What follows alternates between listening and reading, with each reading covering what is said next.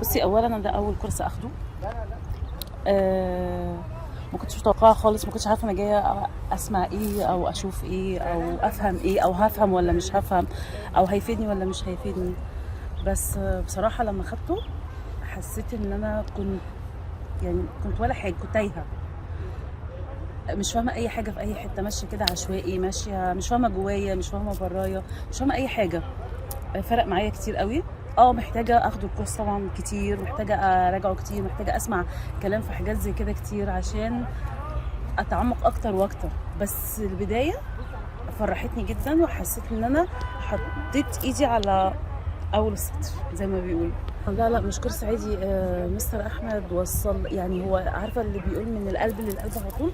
هو وصل معلومه عشان هو مؤمن بيها وهو عايشها وهو عارفها، مش معلوماته بيسمعها او كلام بيطلع من بقه وخلاص. لا، ده هي فعلا حاجه هو عاشها وجربها وعايشها وعايز يوصلها للناس. بصي،